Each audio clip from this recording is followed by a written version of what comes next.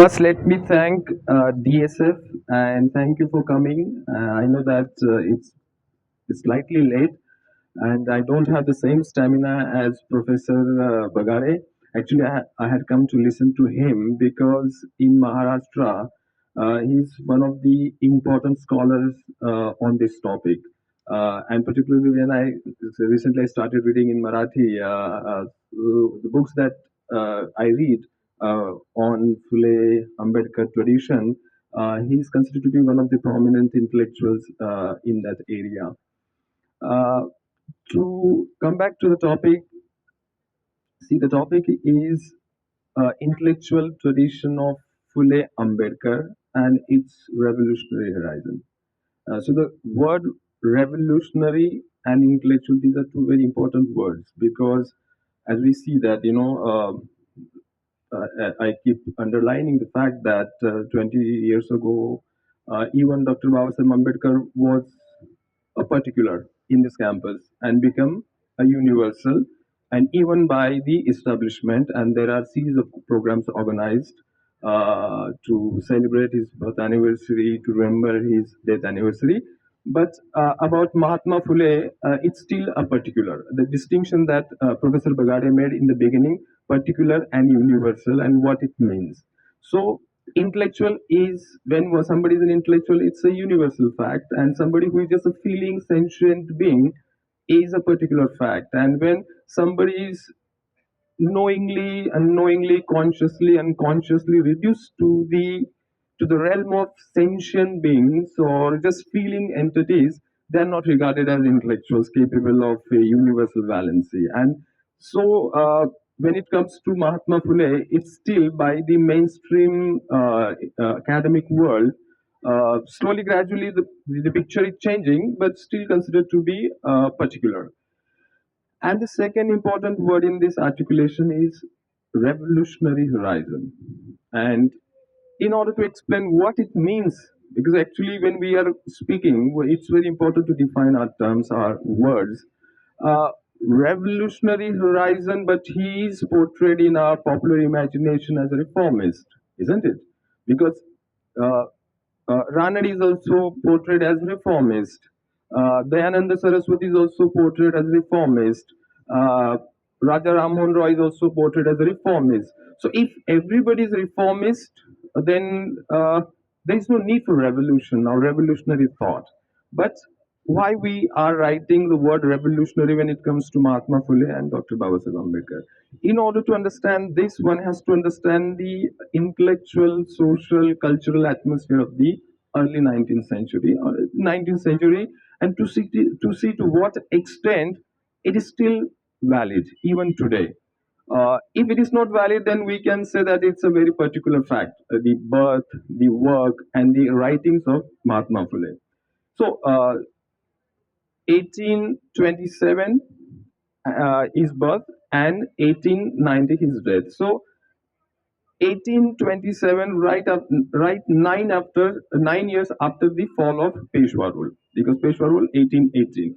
But the political apparatus, colonial political apparatus that you see in Maharashtra doesn't necessarily mean that uh, social change, because the social atmosphere which was there under Peshwa rule, because Peshwa rule is notorious for implementing rigid, what we call Brahminical theodicy. Brahminical theodicy means way of Brahminical jurisdiction, way of uh, uh, conceiving the world, and it has its own axioms. And it was so rigid that the caste system that you can read a poem by Mukta Sarve, one of the students of Mahatma Phule. See, when because the anecdotal understanding about Mahatma Phule in public popular imagination is that उन्होंने महिलाओं के लिए पहली school शुरू की है, untouchables के लिए पहली एनेक्डोटल अंडरस्टैंडिंग, फिर उनका जो वर्क्स है, फिर then organization that he started, Satyashodhak Samaj, and the book that was published posthumously, I think, Sarvajanik Satya Dharma.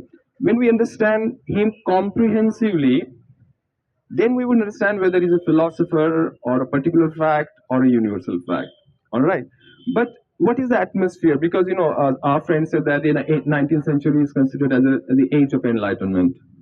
But if you discuss about the 19th century, the atmosphere in which Mahatma Phule worked, wrote, interacted, negotiated, revolted.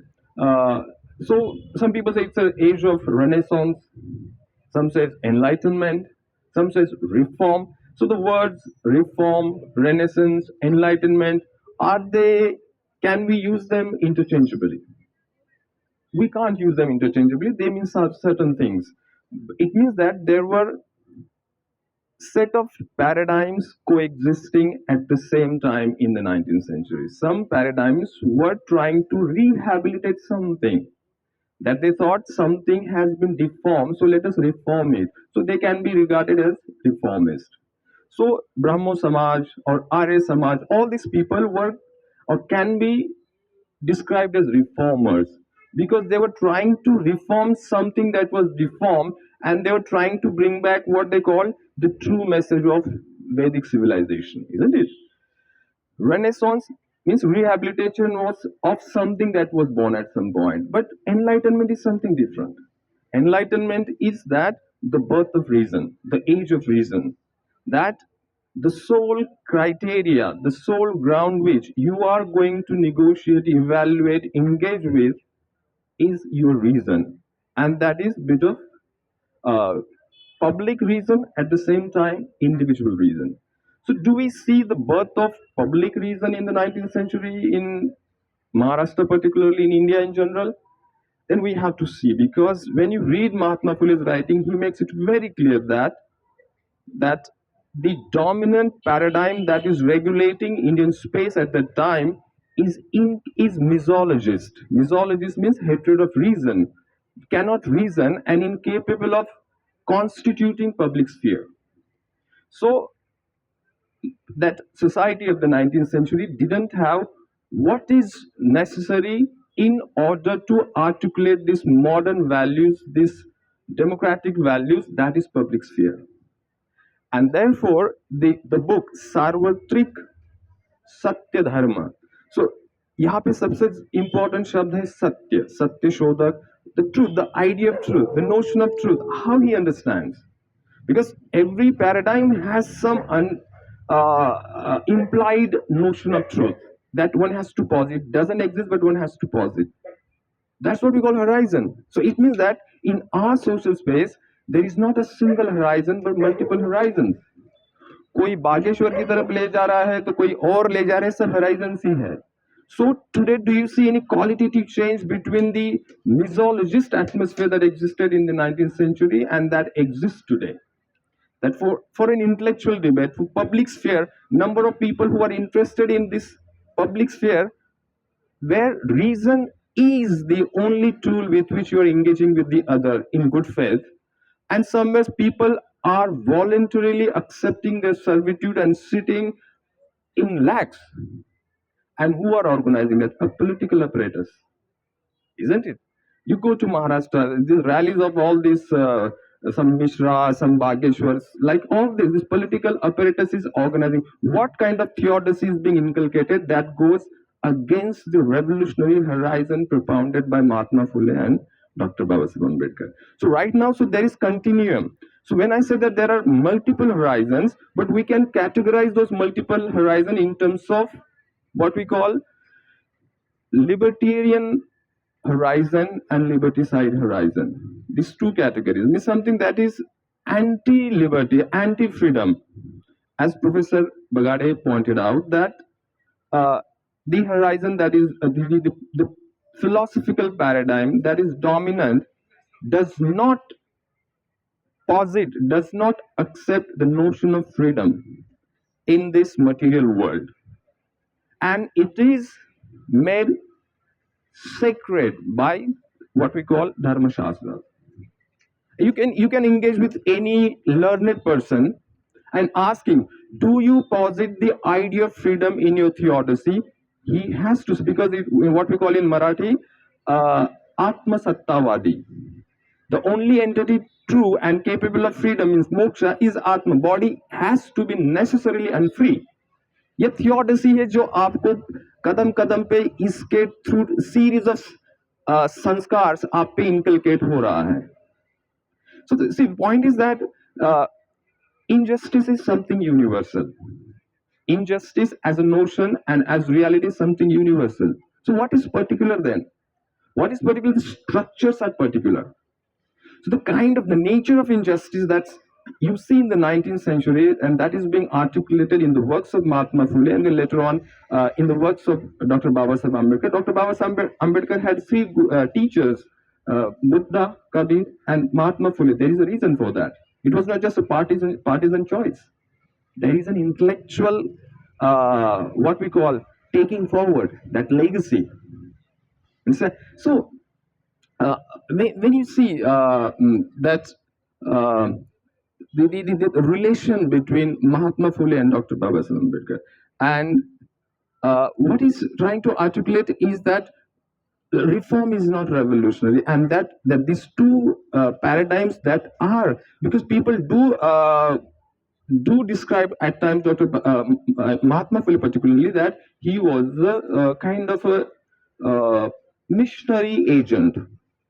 But when you look at the genealogies that you will see in the works of Mahatma Phule, both indigenous and exogenous. Because of course Thomas Paine is exogenous, means the ideas that ideas of modernity, ideas of democracy, they are coming from there, but at the same time there is indigenous genealogy also. So there is a continuity, there is a principle of identity between his writing, his works, and there is, because he says that when I say that the point that I was trying to articulate, that the notion of just injustice is there, but the structures are particular. And what are the particular structures in India? All right. So when you have to do the diagnosis of the particular structures in India. Am I making any sense? Or you see, because for that you have to understand Indian social realities in order to understand the structures of injustice in India. Let us use a metaphor of disease. Okay, if the disease is of certain type of a particular region, you can't just import a medicine from abroad. All right. And that's what Dr. Mahatma Phule and Dr. Babasaheb Ambedkar, they did diagnose that the problem, because Karl Marx and his kind of, Hegel also did that. Indian space was incapable of dialectical movement, means incapable of the very notion of freedom. जहाँ पे dialectical movement संभव ही नहीं है, freedom संभव ही नहीं है. So the Orientalists, for them it was white man's burden, and because what takes their access, one has to ask this question, that they say that Indian space is incapable of dialectical movement, incapable of the very idea of freedom, and freedom democratizes what we call equality or equal freedom. So these things, according to these Orientalist intellectuals, that somehow or directly or indirectly supported the colonial enterprise. And they were right, so long as they were right in their claim, but they were not right in their ability to furnish the sources. They made it as if they know the exhaustive account of Indian intellectual traditions. The only tradition that was a Brahminical theodicy that they were referring to. When these Orientalists, they were talking that, even like French sociologists at that time, Louis Dumont, he said that Indian man means Indian human being, is homo hierarchus. उसको ऊंच नीच के अलावा कुछ दिखाई नहीं देता. Why were they saying that? Their understanding was textual. Their understanding was not first hand. So this tradition of what we call, this libertarian tradition, which is there in a very subterranean manner, but sometimes it does come up. That's what the lecture of Professor Bagadi was in the afternoon, revolution and counter-revolution. If Mahatma Phule is a reformist, that the establishment wants to sanitize the radical content, then we are not actually remembering the works and life of Mahatma Phule. Because when I study Mahatma Phule or Dr. Babasaheb Ambedkar, my methodology is plain that are there three components. First is the critical scientific understanding of the existing reality first, and what are the methods with which that understanding is there in a particular author or particular intellectual. Second is there any possibility or any proposition of a horizon, and third is methodology to get to that horizon. And I see all these three parameters in the works of Mahatma Phule and Dr. Babasaheb Ambedkar. I see the axiomatic or the horizon. That is what he calls Ekamai Lok. Ekamai Lok means that one common humanity. But what we see in reality is fragmented, hierarchically arranged humanity or multiple humanities incapable of interacting with each other. That's what we see in reality. So this horizon, and what is his uh, the methodology? Education. Because if his revolutionary horizon is Ekamai Lok, one common humanity, then that becomes the yardstick with which you measure the existing empirical reality. And that existing empirical reality in a graded manner, to use Dr. Babasaheb Ambedkar's terms, people are negated in a graded manner, and the most negated are women and Shudrati Shudra. Therefore, his first gesture was to educate his own wife and start school for women and then for untouchables. वो अपनी जाति के लिए school नहीं खोला उसने. You understand? So the point is that there is a coherence. That's what we call organic intellectual. That is what we call organic intellectual. And uh, and the most important thing is that the condition for the possibility of democracy in India, that is his revolutionary project actually, is the constitution of public sphere, constitution of public reason, where people, despite their prejudices, despite their क्या चल रहा है? I'll be very short, don't worry.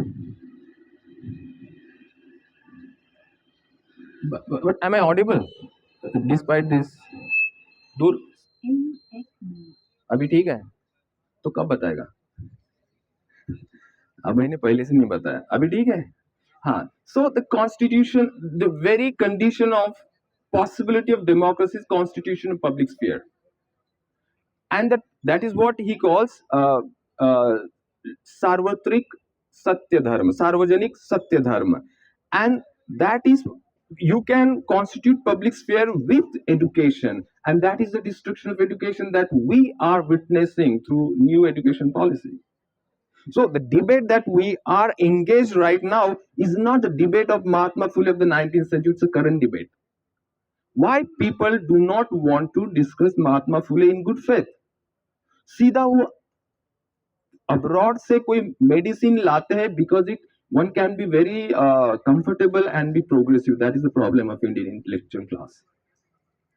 And Mahatma Phule's writing makes them very uncomfortable. So does Dr. Babasaheb Ambedkar's writing. Like, no, when we started that, what is particular and universal, philosophy is universal, particular is just set of feelings and set of sufferings.